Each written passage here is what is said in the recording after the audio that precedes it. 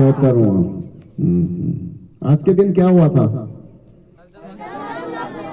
हाँ, आज के दिन संविधान लागू हुआ था और आजादी हमको मिली थी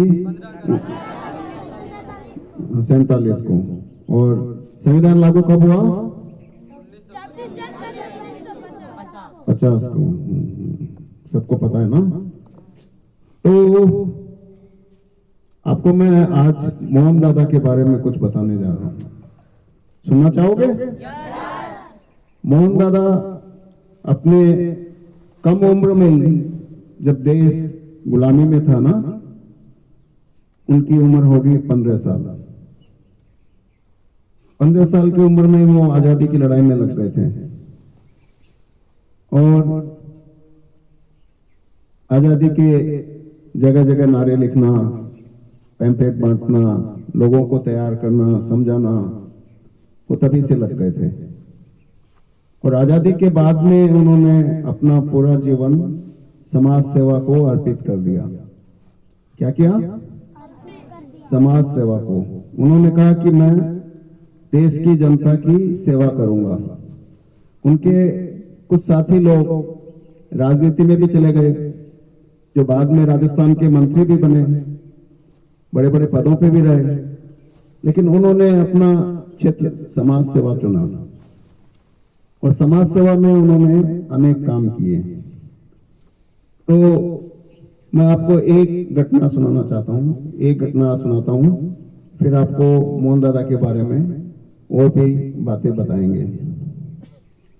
तो मोहन दादा का जन्म हुआ था सदार शहर, एक चूरू जिले में, राजस्थान में सदार शहर एक गांव है, वहां पे उनका जन्म हुआ था।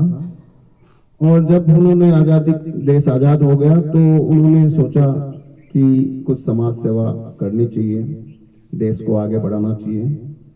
तो एक सदाशर के पास में एक गांव था, बरडासर। कौन सा गांव था? बरडासर। उसमें अधिकतर मेघवाल जाति के लोग रहते थे, करीब 70-80 परिवार थे।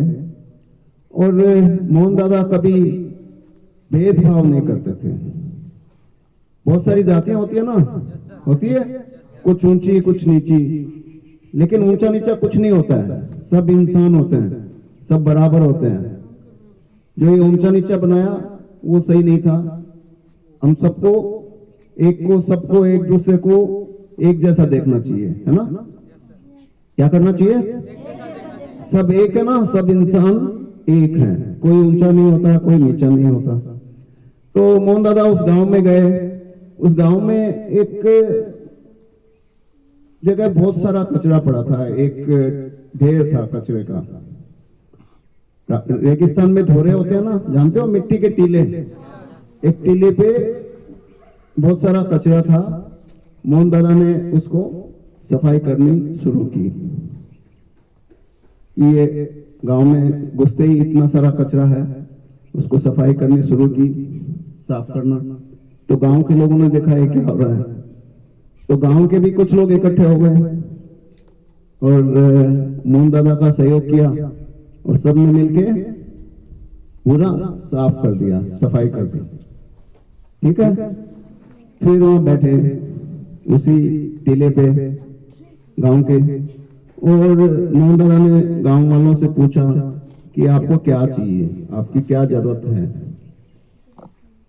तो गांव वालों ने कहा कि बाबूजी, हमारे गांव में स्कूल नहीं है। क्या नहीं है? स्कूल नहीं है। आप एक स्कूल बनवा दीजिए ताकि हमारे बच्चे पढ़ लिख के होशियार बने।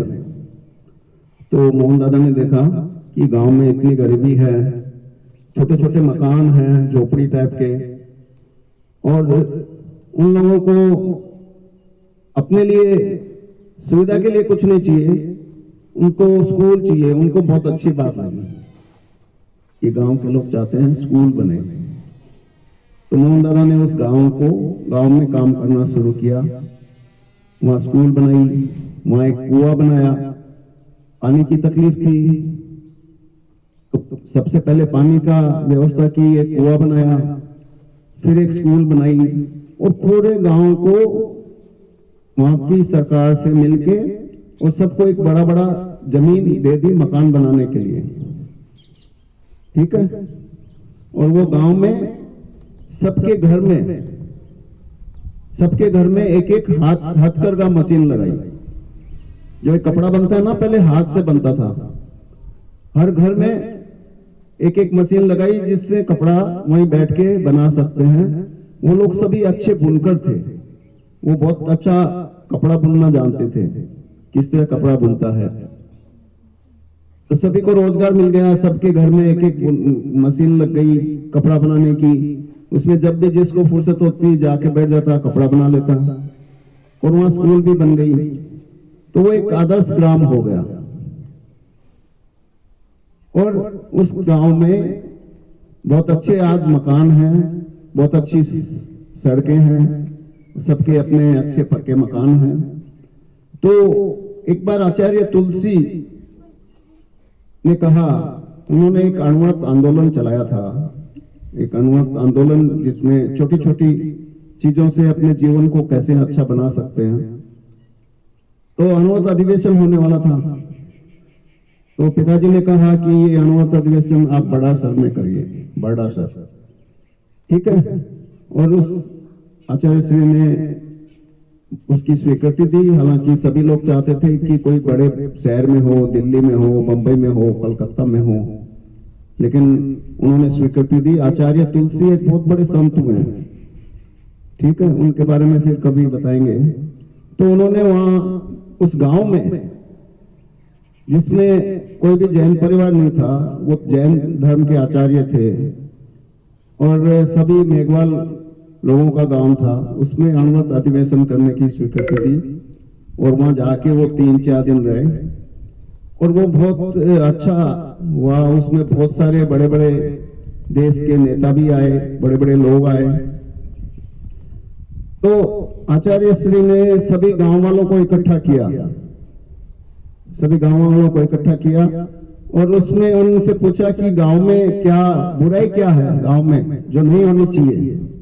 गांव तो आपका बहुत अच्छा बन गया, स्कूल भी है, कुआं भी है और सारी सुविधाएं भी है, सबके घर में मशीनें लगी हुई है, आप लोग अच्छा रोजगार भी करते हो, लेकिन आप लोगों में क्या कमी है, आप क्या सोचते हो?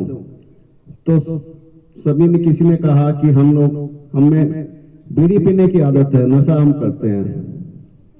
तो आचार्य श्री ने उनको बहुत समझाया कि ऐसा नहीं करना चाहिए और उनकी बातों से सभी प्रभावित हुए और सभी ने अपनी पॉकेट से जो बंडल होते हैं ना बीड़ी के, वो सब निकाल के फेंक दिए और सभी ने शपथ ली कि हम आज के बाद में नशा नहीं करेंगे।